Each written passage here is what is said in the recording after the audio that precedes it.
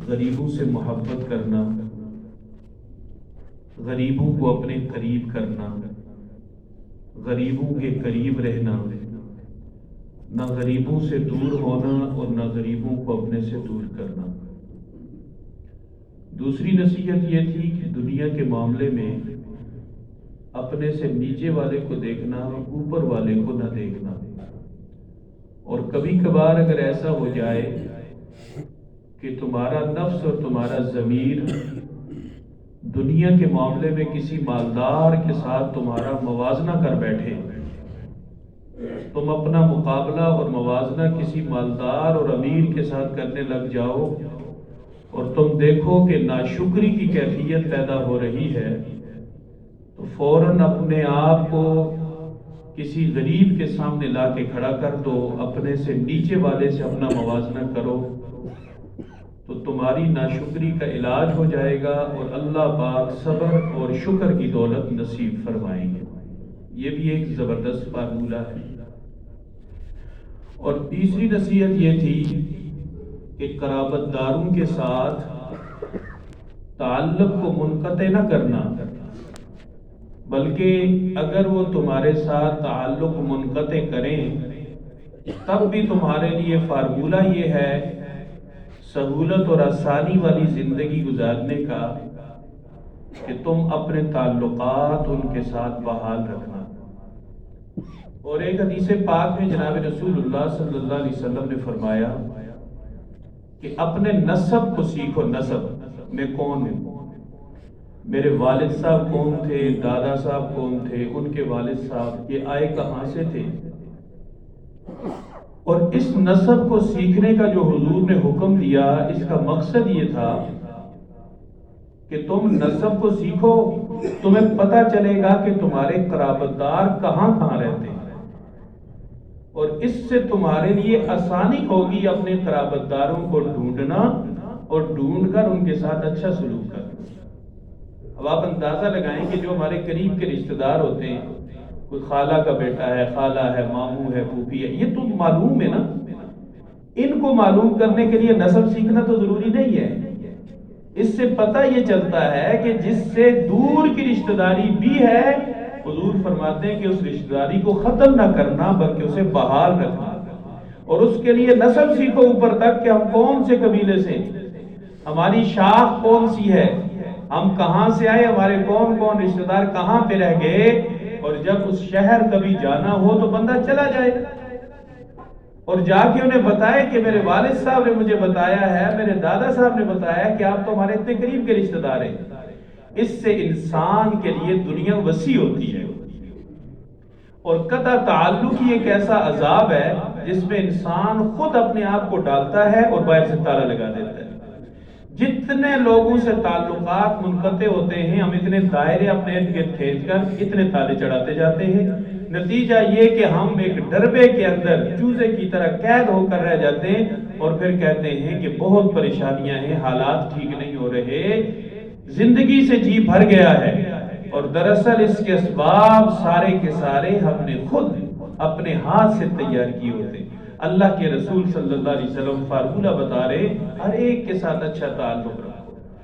امیر معاویہ رضی اللہ تعالیٰ عنہ کا بڑا زبردست قول ہے، فرمایا کرتے تھے کہ میں اپنے تعلقات والوں سے تعلق کی رسی کو کبھی ٹوٹنے نہیں دیتا، میں اپنے تعلقات والوں سے تعلق کی رسی کو کبھی ٹوٹنے نہیں دیتا، اور اس کا میں نے حل یہ نکالا ہے کہ جب وہ کھینچتے ہیں تو میں ڈھیلی کر دیتا ہوں، اور جب وہ ڈھیلی کرتے ہیں تو میں کھینچ لیتا ہوں، یہ رسی برقرار بھی رہتی ہے، مضبوط بھی رہتی ہے۔ میں کبھی ایسا نہیں کرتا کہ وہ بھی رسی کو ڈھیلا کر دیں تو میں بھی ڈھیلا کر دوں، تو یوں لوگوں کے پاؤں میں آ کے رسی ٹوٹ جاتی ہے، وہ بھی کھینچنے لگ جائیں میں بھی کھینچنے لگ جاؤں، یوں اپنی زور آزمائی سے ٹوٹ جاتی ہے۔ سبحان اللہ، کتنا خوبصورت فارمولہ بتایا کہ جب میرے رشتہ دار، میرے تعلق والے میرے تعلقات کی رسی کو ٹائٹ کرتے ہیں تو میں ڈھیلا چھوڑ دیتا ہوں، اور جب وہ اس کو ڈھیلا چھوڑتے ہیں تو میں اپنی طرف سے کھینچ تان لیتا ہوں تاکہ تعلقات یہ رسی بحال بھی رہے اور برقرار بھی رہے۔ رحمت دو عالم صلی اللہ علیہ وسلم کی خدمت میں ایک صاحب تشریف لائے اور فرمانے لگے اللہ کے محبوب آپ حسن سلوک کا حکم دیتے ہیں قرابت داروں سے اور خاص طور پہ والدین سے. میرے والدین دنیا سے چلے گئے ہیں، میں چاہتا ہوں کہ میں ان کے ساتھ مرنے کے بعد بھی حسن سلوک کروں. اللہ کے رسول صلی اللہ علیہ وسلم نے 3 کام بتائے. فرمایا ایک کام یہ کرنا کہ اپنے والدین کے لیے دعائے مغفرت کرنا، یہ حسن سلوک ہے. دوسرا کام یہ کرنا کہ اپنے والدین کے لیے اللہ سے رحمت مانگنا، یہ بھی حسن سلوک ہے. اور تیسرا کام یہ کرنا کہ تمہارے والدین جس کے ساتھ اپنی زندگی میں اٹھا بیٹھا کرتے تھے انہیں اپنے ماں باپ کی نظر سے دیکھ کے ان کے ساتھ اچھا سلوک کرنا، گویا کہ تم نے اپنے ماں باپ کے ساتھ اچھا سلوک کیا ہے. اللہ اکبر. دعائے رحمت، دعائے مغفرت اور ڈھونڈنا ان لوگوں کو کہ میری امی کے پاس وہ خاتون آتی تھی اب وہ بوڑھی ہو گئی ہے، میری ماں نہیں، جب میں ان کے پاس جاؤں گا تو وہ مجھ سے میری ماں کی باتیں کریں گی، میٹھی میٹھی باتیں میری ماں کے حالات مجھے بتائیں گی تو مجھے لذت آئے گی. میرے والد صاحب کے پاس فلاں بزرگ آ کے بیٹھا کرتے تھے، وہ درخت کی چھاؤں میں، وہ فلاں بینچ پہ، وہ فلاں جگہ اکٹھے وہ واک کیا کرتے تھے، انہوں نے میرے والد صاحب سے وہ باتیں سنی ہوں گی جو وہ مجھے نہیں بتا سکے. ان کے پاس چلے جانا. اللہ کے رسول صلی اللہ علیہ وسلم نے فرمایا اس سے تمہارے ماں باپ کو قبر کے اندر تسکین پہنچے گی، راحت پہنچے گی. میرے بھائیوں اور بزرگوں، قطع تعلقی ایک جرم کی طرح کا ایک سنگین گناہ ہے جو انسان اپنے آپ کو آگ لگاتا ہے، اپنے آپ کو پابند کرتا ہے، اپنے آپ کو اس وسیع دنیا کے اندر محدود کر دیتا ہے. کوشش کریں کہ یہ سلسلہ ختم ہو جائے. اور میں نے گزشتہ جمعے عرض کی تھی کہ اگر کوئی آپ سے میسج پہ ماننے والا ہے تو کر دے میسج، سوچے نہیں. شیطان کی کوشش یہ ہے کہ وہ میسج نہ کرے، اور خدا کی قسم جب آپ میسج کریں گے آپ اپنے اندر ٹھنڈک محسوس کریں گے. اور اگر جواب بھی آ گیا تو سبحان اللہ. اور اگر کوئی کال پہ راضی ہوتا ہے 1 منٹ کی کال کر لے، اور اگر کوئی اس سے بھی تھوڑا سا آگے ہے خود چلے جائے اس کے گھر، اور اگر کوئی اس سے بھی تھوڑا سا آگے ہے اپنی اہلیہ محترمہ کو تیار کریں، کوئی ہدیہ تحفہ گفٹ لے کے ان کے گھر پہنچ جائیں. پہلے تو یہ ہے کہ اللہ پاک نے اس طرز عمل کے اندر ہی ترحم رکھا ہے، رحم رکھا ہے، انسان کا دل پگھل جاتا ہے. اور اگر بات اس سے بھی آگے بڑھ کے ہے آپ قطع تعلقی والی لسٹ سے نکل جائیں گے، اب وہ جانے اور اس کا خدا جانے. تو آج کا جو ہمارا عنوان ہے، جو چوتھی نصیحت امام الانبیاء صلی اللہ علیہ وسلم نے حضرت ابو ذر غفاری رضی اللہ تعالیٰ عنہ کو فرمائی، وہ یہ ہے کہ ابو ذر کسی سے سوال نہ کرنا. انسان سوال کرنے سے ہلکا ہو جاتا ہے. انسان ہاتھ پھیلانے سے اپنی عزت کو دوسرے کے سامنے رکھ دیتا ہے. اب وہ جیسے چاہے اس کی عزت کے ساتھ معاملہ کرے. لیکن جو آدمی شدید حاجت میں بھی سوال نہیں کرتا، اللہ پاک اس کی عزت کو محفوظ رکھتے ہیں. اور اللہ رب العزت نے ایسے لوگوں کو اتنا پسند کیا ہے، اللہ رب العزت فرماتے ہیں کہ اگر میں دنیا والوں میں سے ہوتا اور میری پسند کی کوئی چیز، پسند کا کوئی عمل تو مجھ سے پوچھنا چاہتے ہو تو میں اس سفید پوش کے گھر میں دروازہ کھٹکھٹا کے غلے کی بوریاں اندر رکھ کے آ جاتا اور اتنی خاموشی سے رکھتا کہ میں جانتا اور میرا خدا جانتا، اس سفید پوش کو بھی معلوم نہ ہوتا. اللہ نے یہ کیوں پسند کیا ہے؟ اللہ نے اس لیے پسند کیا ہے کہ جو بندہ سوال نہیں کرنا چاہتا حتی الامکان اسے سوال سے بچاؤ، کیونکہ سوال میں عزت کی نیلامی ہے، سوال میں خودی کا خاتمہ ہے، سوال میں خودداری کا خاتمہ ہے. اقبال نے کیا خوب شعر کہا تھا کہ میرا طریق امیری نہیں فقیری ہے، میرا طریق امیری نہیں فقیری ہے، خودی نہ بیچ فقیری میں نام پیدا. اللہ پاک کو خوددار فقیر محبوب ہے. رحمت دو عالم صلی اللہ علیہ وسلم نے تو کیا عجیب بات ارشاد فرما دی. حضرت ثوبان رضی اللہ تعالیٰ عنہ جو امام الانبیاء صلی اللہ علیہ وسلم کے صحابی ہیں، فرماتے ایک دفعہ اللہ کے رسول صلی اللہ علیہ وسلم نے مجھ سے فرمایا، اے ثوبان جو مجھے اس بات کی ضمانت دیتا ہے کہ وہ کسی کے سامنے سوال نہیں کرے گا، تم گواہ رہو میں اللہ کا محبوب، اللہ کا آخری نبی جناب محمد الرسول اللہ صلی اللہ علیہ وسلم اسے اپنی زبان سے، اپنی سچی زبان سے جنت کی ضمانت دیتا ہے۔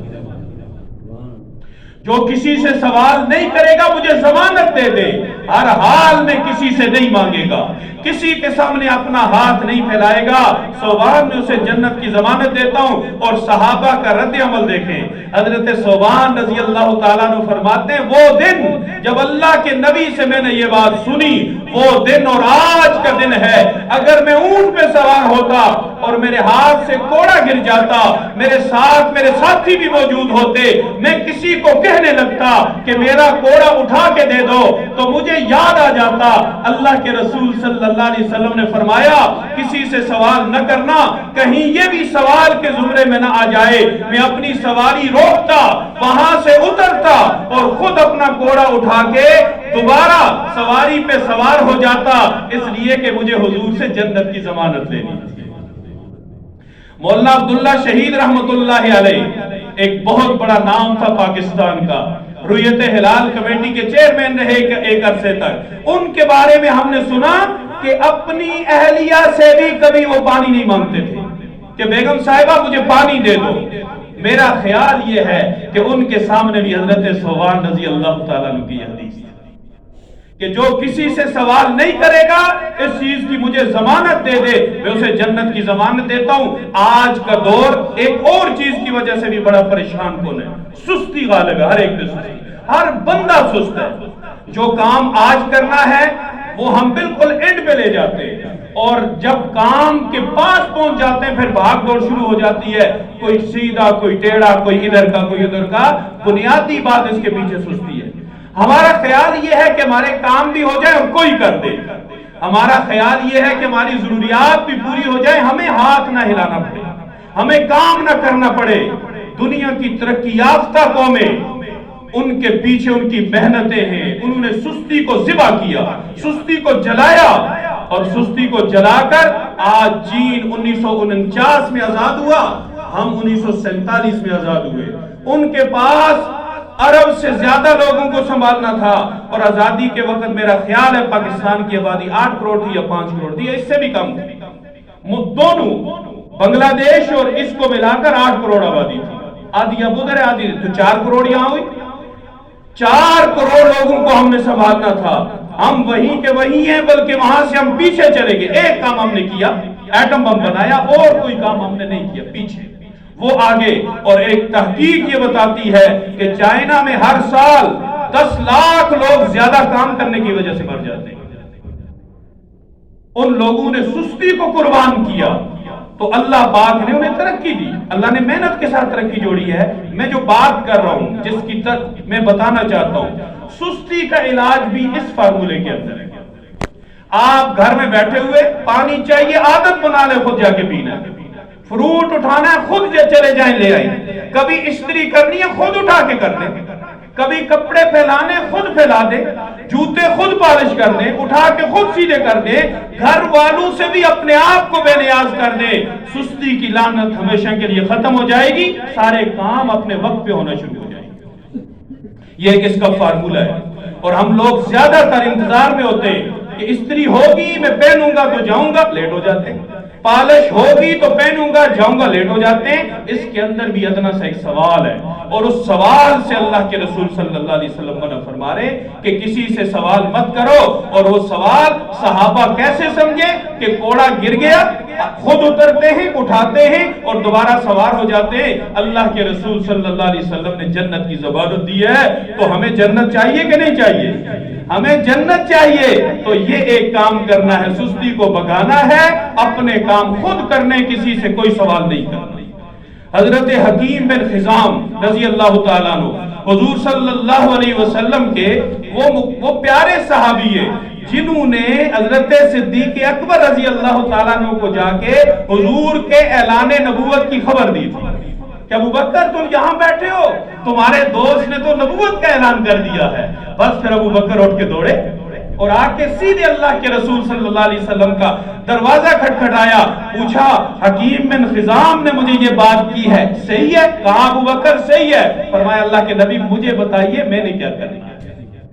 یہ نہیں پوچھا دلیل دے، یہ نہیں پوچھا ثبوت کیا ہے، یہ نہیں پوچھا نشانی کیا ہے۔ فرمایا حضور آپ نے تو کہہ دیا آپ اللہ کے نبی ہیں، مجھے تو پہلے سے یقین تھا کہ آپ معمولی انسان نہیں ہیں، مجھے بتائیے کیا کام کرنا ہے۔ تو کہتے نا سموار کے دن اعلان نبوت ہوا، حضرت صدیق نے سورج غروب نہیں ہونے دیا۔ سبحان اللہ، یہ ہے ابوبکر صدیق۔ حکیم بن خزام رضی اللہ تعالیٰ عنہ فرماتے میں حضور کی خدمت میں گیا، میں نے اللہ کے رسول صلی اللہ علیہ وسلم سے کچھ مانگا، آپ نے دیا، میں نے پھر مانگا، حضور نے پھر دیا، میں نے تیسری دفعہ جب مانگا اللہ کے رسول صلی اللہ علیہ وسلم نے فرمایا حکیم بن خزام یہ دنیا کا مال بڑا سرسبز و شاداب لگتا ہے، بڑا شیرین اور میٹھا لگتا ہے، یہ دیکھنے میں بڑا خوبصورت ہے، کھانے میں بڑا لذیذ ہے، لیکن حکیم بن خزام یاد رکھنا جو شخص اپنے آپ کو اس سے بے پرواہ کر دیتا ہے اللہ پاک اسے برکتوں سے مالا مال کر دیتے ہیں، اور جو شخص اس کے پیچھے پڑ جاتا ہے اللہ پاک اس سے برکتیں لے لیتے ہیں۔ اور حضور نے فرمایا اس کی مثال اس آدمی کی سی ہوتی ہے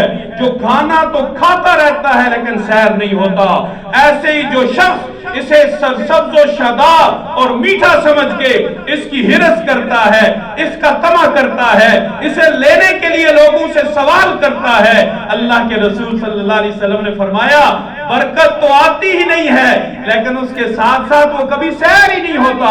آج 1 سے مانگا، کل 4 سے مانگا، پھر 6 سے مانگا، وہ مانگتا رہتا ہے، اس کے بعد وہ گنتا رہتا ہے کہ میرا مال کتنا بڑا، میرے مال میں کتنا اضافہ ہوا۔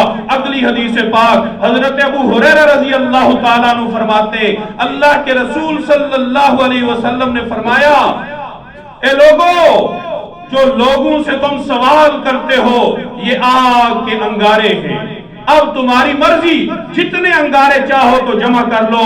مطلب یہ ہے کہ اس مانگنے سے جہنم کی آگ کے انگاروں میں اضافہ ہوتا ہے، اب تمہاری مرضی ہے جتنے انگارے چاہو اپنے پاس محفوظ کرو، جتنے انگارے چاہو اپنے پاس جمع کرو۔ حضرت معاویہ رضی اللہ تعالیٰ عنہ فرماتے رسول اللہ صلی اللہ علیہ وسلم نے فرمایا لوگو مجھ سے اصرار کر کے نہ مانگا کرو، مجھ سے تم مانگتے ہو اصرار کر کے نہ مانگا کرو، حضور دے دیں تمہیں معلوم ہے میں تو بغیر اصرار کے بھی دے دیتا ہوں، تم اصرار کر کے نہ مانگا کرو، تم اصرار کر کے مانگو گے اور میں مجبور ہو کے دے دوں گا تو مجھے بتاؤ جو تم نے مجھ سے، حضور فرماتے ہیں مجھ سے مجھے مجبور کر کے لیا اس میں برکت کہاں سے آئی؟ اس میں برکت نہیں ہو سکتی۔ اور حضرت ایک صحابی رسول فرماتے ہیں انصار کے کچھ لوگ اللہ کے رسول صلی اللہ علیہ وسلم کی خدمت میں آئے اور انہوں نے اللہ کے نبی صلی اللہ علیہ وسلم سے کچھ مانگا، آپ نے عطا فرمایا، انہوں نے اور مانگا، اللہ کے رسول صلی اللہ علیہ وسلم نے اور عطا فرمایا، انہوں نے اور مانگا، اللہ کے رسول صلی اللہ علیہ وسلم نے اور عطا فرمایا، مال ختم ہو گیا۔ اللہ کے محبوب صلی اللہ علیہ وسلم نے فرمایا لوگو مال ختم ہو گیا ہے، میں اپنے پاس کوئی چیز ذخیرہ کر کے نہیں رکھتا، میرے پاس جو کچھ ہوتا ہے میں دے دیتا ہوں، میں اپنے پاس ذخیرہ کر کے کچھ بھی نہیں رکھتا۔ لیکن ایک بات یاد رکھنا، جو اپنے آپ کو سوال سے مستغنی کر دیتا ہے اللہ پاک اسے ساری زندگی محتاجی سے محفوظ فرما دیتا ہے، وہ کبھی محتاج نہیں ہوتا۔ اس نے ہاتھ کھینچا کہ میں کسی کے سامنے نہیں پھیلاؤں گا، اللہ پاک نے وعدہ کر دیا کہ اب میں تجھے کسی کے سامنے ہاتھ پھیلانے کی نوبت ہی نہیں دوں گا۔ جو ہاتھ کھینچ لے گا، جو اپنے آپ کو مستغنی کر لے گا، اللہ پاک اسے محتاجی سے مستغنی کر دے گا۔ اور پھر فرمایا لوگوں یاد رکھو جس سے تھوڑے پہ قناعت کرنا، صبر کرنا، قناعت کرنا آ گیا، اللہ پاک اسے قناعت کی دولت ہمیشہ کے لیے عطا فرما دیں گے، اور جو تھوڑے پہ صبر کرتا ہے اللہ پاک اسے صبر کی دولت سے مالا مال فرما دیتے۔ اور آخر میں حدیث میں حضور نے فرمایا صلی اللہ علیہ وسلم اللہ کے خزانے میں صبر سے بڑی کوئی دولت نہیں ہے۔ آج میرے اور آپ کے اندر جو کمیاں ہیں ان میں ایک کمی یہ ہے، ہمارے پاس قناعت نہیں ہے۔ ایک صاحب تشریف لائے، فرمایا مالدار ہونا چاہتا ہوں۔ حضور نے فرمایا جو تیرے پاس ہے اسے کافی سمجھ لے، تو کائنات کا سب سے بڑا مالدار ہو جائے گا۔ تجھ سے بڑا مالدار کوئی رہے گا نہیں۔ تو اپنی سلطنت میں نواب ہے، تو اپنی سلطنت میں امیر ہے، تجھے کسی سے کوئی غرض نہیں ہے۔ ہماری کمیاں یہ ہیں، صبر ہمارے اندر نہیں، تو اس کا علاج دوسری جو نصیحت تھی اس میں بتا دیا۔ قناعت ہمارے اندر نہیں، اگر یہ قناعت کی دولت ہمارے اندر پیدا ہو جائے، ہم کسی کے مال پہ نظر نہیں رکھیں گے۔ کیا ہم ایسا نہیں کرتے؟ میرے کزن کی اتنی بڑی گاڑی ہے، میرا ایک دوست ہے اس نے 10 کروڑ کی گاڑی لی، یہ کیا ہے؟ اس کے اندر وہ بے صبری ہے، اپنی شیخی ہے کہ میں فلاں سے نسبت رکھتا ہوں، ہو سکتا ہے وہ 10 کروڑ والا گاڑی سے ہاتھ بھی نہ لگانے دیتا۔ کیونکہ جب لوگ مالدار ہو جاتے ہیں وہ اپنے سے بڑے مالداروں سے نسبت اور دوستی کرنے کی کوشش کرتے ہیں۔ سگے غریب باپ کو لوگ کہتے ہیں کہ ہمارے گھر کام کرتا ہے، سگے بھائیوں سے کہتے ہیں گاؤں کا آدمی ہے، گاؤں سے مجھے ملنے آیا ہے۔ یہ وہ حقیقتیں ہیں جو آپ بھی اپنی آنکھوں سے دیکھتے ہیں، میں بھی اپنی آنکھوں سے دیکھتا ہوں۔ اللہ کے رسول صلی اللہ علیہ وسلم نے قناعت کا حکم دیا، صبر کا حکم دیا، استغنا کا حکم دیا۔ چھوڑو، جس کے پاس جو ہے وہ اس کا ہے۔ اللہ میں تجھ سے مانگوں گا، مجھے آپ اس سے بھی زیادہ دے سکتے، آپ دینے پہ قادر ہیں، لیکن میرے اندر طمع نہ ہو، میرے اندر لالچ نہ ہو، ہرس نہ ہو۔ حضرت عمر رضی اللہ تعالیٰ عنہ حضور کے دور میں زکوٰۃ جمع کرنے کے لیے جاتے اور حضور صلی اللہ علیہ وسلم نے وظیفہ دیا کرتے۔ حضرت عمر رضی اللہ تعالیٰ عنہ فرماتے ہیں میں زکوٰۃ کا مال اکٹھا کر کے لایا، اللہ کے رسول صلی اللہ علیہ وسلم کو میں نے دیا، آپ صلی اللہ علیہ وسلم نے اسے لیا اور لینے کے بعد مجھے اس کی اجرت دینے لگے۔ میں نے کہا حضور مجھے اس کی ضرورت نہیں، میں نہیں لیتا۔ رحمت دو عالم صلی اللہ علیہ وسلم نے فرمایا عمر، جو ہرس اور طمع کے بغیر مل جائے اس سے انکار نہ کرو۔ تم نے کہا نا میں نہیں لیتا، اس کا مطلب یہ تمہارے اندر ہرس نہیں ہے، طمع نہیں، لے لو، یہ اللہ کی عطا ہے، اسے اپنے مال کے ساتھ رکھو، ضرورت ہو استعمال کرو، ضرورت نہ ہو اپنے ہاتھ سے اللہ کے راستے میں دے دو، لیکن لینے سے انکار نہ کرو جب تمہارے اندر طمع نہیں ہے، جب تمہارے اندر لالچ نہیں ہے، جب تمہارے اندر ہرس نہیں ہے۔ اور حضرت قبیصہ بن محارق رضی اللہ تعالیٰ عنہ ایک صحابی رسول ہے، فرماتے مجھ پہ قرضہ چڑھ گیا، اور وہ قرضہ اس وجہ سے تھا کہ میں نے کسی کی ذمہ داری لی اور بندہ نکل گیا، وہ سارا قرضہ میرے اوپر اس ذمہ داری کی وجہ سے آ گیا۔ میں اللہ کے رسول صلی اللہ علیہ وسلم کی خدمت میں آیا، میں نے کہا محبوب کائنات میرے ساتھ یہ معاملہ پیش آیا ہے، مجھے کچھ عطا کیجئے۔ آپ صلی اللہ علیہ وسلم نے فرمایا قبیصہ بیٹھ جاؤ، ادھر ہی میرے پاس رہو، ابھی تو میرے پاس کچھ نہیں ہے، دعا کرتے ہیں اللہ پاک کچھ بھیج دے میں تمہیں دے دوں گا۔ میں حضور کے پاس ٹھہر گیا، پھر اللہ کے رسول صلی اللہ علیہ وسلم نے فرمایا قبیصہ یاد رکھو سوال کرنا جائز نہیں ہے، درست نہیں ہے، 3 لوگوں کے لیے جائز ہے۔ ایک وہ فقیر جس کے فقر نے اسے زمین سے ملا دیا، زمین پہ گرا دیا، اتنا غریب ہو کہ جس کے گھر 2 وقت کا کھانا بھی نہ ہو، فرمایا 1 دن 1 رات، اور راوی کہتے ہیں مجھے صحیح یاد نہیں ہے رات شامل کی کہ نہیں، 1 دن کی روٹی جس کے پاس ہے وہ سوال نہیں کر سکتا، اس کے لیے سوال جائز نہیں ہے۔ جس کے گھر 1 دن کی روٹی بھی نہ ہو، فرمایا قبیصہ وہ سوال کر سکتا ہے۔ دوسرا وہ شخص جس کے مال کو کسی آفت نے، کسی بلا نے، کسی وبا نے ضائع کر دیا ہو اور اس کے پاس کچھ باقی نہ رہے، وہ سوال کر سکتا ہے، وہ مالدار تھا، حالات نے اسے اس سٹیج پہ پہنچا دیا۔ اور تیسرا وہ مقروض جس نے کسی کے قرضے کی ذمہ داری لی اور مقروض ہو گیا۔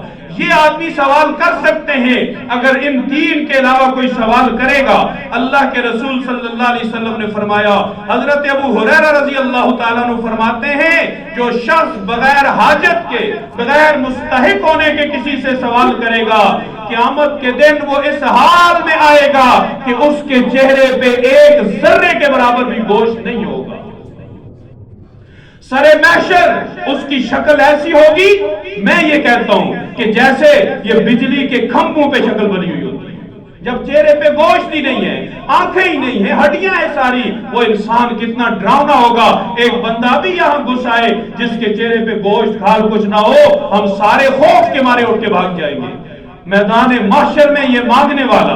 اور حضور صلی اللہ علیہ وسلم نے فرمایا تم میں سے جو جتنا سوال کرتا ہے اتنا وہ اپنے چہرے کو زخمی کرتا ہے اور اپنے زخموں کو کھروچتا ہے اپنے ناخنوں سے، لکڑیوں سے، لوہوں سے۔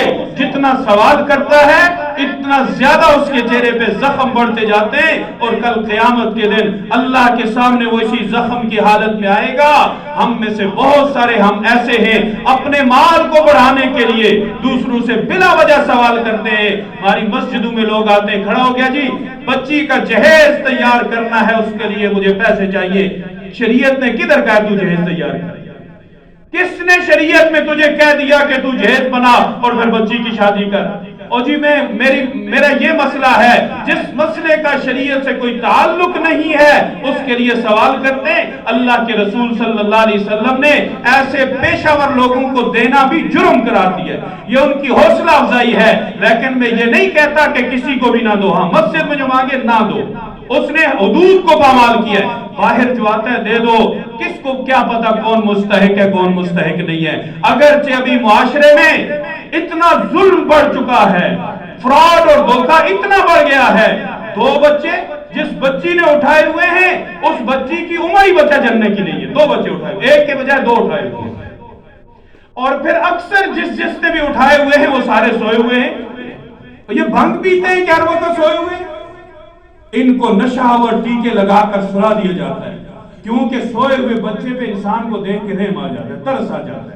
ایک نہیں 2 لٹکائے ہوئے ہیں، اور وہ صبح سے لے کے شام تک بیچارے ٹیکا لگوا کے سوئے ہوئے ہیں، اور لوگوں کو ایموشنل بلیک میل کر کے ان کی جیب سے پیسے نکالا جاتا ہے۔ رحمت دو عالم صلی اللہ علیہ وسلم کے سامنے ایک انصاری صحابی آئے اور آ کے کہنے لگے اللہ کے محبوب محتاج ہوں، ضرورت مند ہوں۔ صحابہ بھی تشریف فرما تھے، میرے آقا صلی اللہ علیہ وسلم نے سوال کیا، کہا کیا ضرورت ہے تمہاری، تمہارے گھر میں کچھ ہے؟ کہا جی 2 چیزیں ہیں، ایک موٹی سی کملی ہے، آدھی نیچے اور آدھی اوپر، ایک پیالہ ہے جس میں میں پانی بھی پیتا ہوں کھانا بھی کھاتا ہوں۔ فرمایا لے آؤ۔ وہ کمبل اور پیالہ لے کے حضور کی خدمت میں حاضر ہوئے۔ حضرت انس رضی اللہ تعالیٰ عنہ روایت کرتے ہیں آپ نے بیچا نہیں، حضور نے بولی لگائی، کیونکہ نسبت بڑھ گئی تھی نا، اب بیچنے والا وہ نہیں، حضور بیچنے والے تھے۔ آپ نے کہا کون لے گا؟ ایک صاحب کھڑے ہوئے 1 درہم میں لیتا ہوں۔ آپ نے فرمایا نہیں بیٹھ جاؤ، اس سے زیادہ کون دے گا؟ ایک صاحب اور کھڑے ہوئے، فرمایا حضور میں دگنا 2 درہم دیتا ہوں۔ فرمایا 2 درہم لیے، کمبل بھی دیا، پیالہ بھی دیا، اور یہ 2 درہم اسے دیے۔ کہا جاؤ 1 درہم کا راشن لو، اپنے بھوکے بچوں کو کھلا کے آؤ، 1 درہم کا کلہاڑا لے کے سیدھا میرے پاس آؤ۔ وہ کلہاڑا لے کے اللہ کے رسول کی خدمت میں حاضر ہوئے۔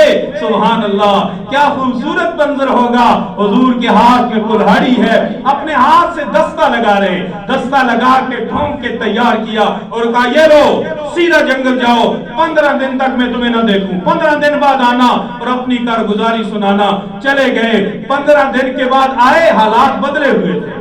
فرمایا حضور گھر والوں کا کھانا بھی پورا ہے، قرضہ بھی اتر گیا ہے، اور اللہ نے 10 درہم مجھے نفع دے دیا ہے۔ فرمایا 5 درہم کا جاؤ کپڑا خریدو اور 5 درہم کا غلہ خرید کے گھر چھوڑ کے آؤ۔ وہ 5 درہم کا کپڑا خرید کر بازار کے اندر گئے، اللہ رب العزت نے اس سوال کرنے والے کو تاجر بنا دیا، اور فارمولہ میرے آقا نے عطا فرمایا۔ میرے بھائیوں، یہ سوال بہت بڑی ذلت ہے، اپنے آپ کو بچائیں۔ اور آخری بات عرض کرتا ہوں، ناراض نہ ہونا، باہر کوئی ہے وہ مشین نہیں ہے۔ آپ کا کوئی رشتہ دار اگر باہر ہے نا، وہاں مفت نہیں ملتا، خدا کی قسم بہت ذلیل ہونا پڑتا ہے۔ اپنا ماحول نہیں، اپنی زبان نہیں، اور ہم بڑے مزے سے کہہ دیتے ہیں بس آتے ہوئے میرے لیے آئی فون لے کے آ جانا۔ یہ کہاں کا انصاف ہے؟ وہ اگر آپ کو کہہ دے تو بھی پیسے کماتا ہے، میں آؤں گا میرے لیے تو آئی فون خرید کے رکھ لینا، اور مفت میں نہیں ملتے۔ وہ بیچارہ اپنا تعلق بچانے کے لیے وہ آپ کے لیے فون خریدتا ہے۔ میرے لیے اچھی سی استری لے آنا، کس نے حق دیا ہمیں کسی سے سوال کرنے؟ کیا میں یہاں سے استری نہیں خرید سکتا؟ میرے لیے اچھا سا کمبل لے آنا، میرے لیے اچھی سی فلان الیکٹرانک کی چیز لے آنا، تو بھائی وہاں مفت نہیں بڑھتی. اپنی یہ سعادت کو بھی ختم کریں. الحمدللہ میں اس لیے کہہ رہا ہوں، بہت سارے میرے دوست، بہت سارے میرے جاننے والے، محبت کرنے والے دنیا کے مختلف ملکوں سے مجھے فون کرتے، میں آ رہا ہوں، کوئی چیز چاہیے ہو، میں کہتا ہوں آ کے ملاقات کر لینا. الحمدللہ میرے لیے اس سے بڑی نعمت کوئی نہیں ہے. الحمدللہ اپنے آپ کو مستغنی کریں، کسی کو آزمائش میں نہ ڈالیں. آج کل جو باہر کے حالات ہیں وہ اچھے نہیں ہیں. رول رہا ہے پاکستانی باہر کے ملکوں میں، اور جب واپس آتا ہے نہ گھر کا ہوتا ہے نہ در کا ہوتا ہے. ہم فضول قسم کی فرمائشیں ان کے آگے رکھتے ہیں، یہ بالکل درست نہیں ہے. کسی سے نہ مانگے، حتیٰ کہ اپنی ضرورت کو اینڈ پہ لے کے جائے. اگر خدا نہ خواستہ حد سے بڑھ گئی، 3 صورتیں میں نے بتائی ہیں، ان میں سوال کیا جا سکتا ہے. اور پھر اگر کسی سے لینا بھی ہو، کوشش کریں اس سے لیں، ان 3 صورتوں میں بھی، جس کے بارے میں یقین ہو کہ اس کا مال حلال ہے، اس میں برکت ہوگی. اگر مشکوک ہے تو اس میں بھی برکت نہیں ہوگی. اللہ پاک ہمیں حضور کی نصیحتوں پہ عمل کی توفیق عطا فرمائے.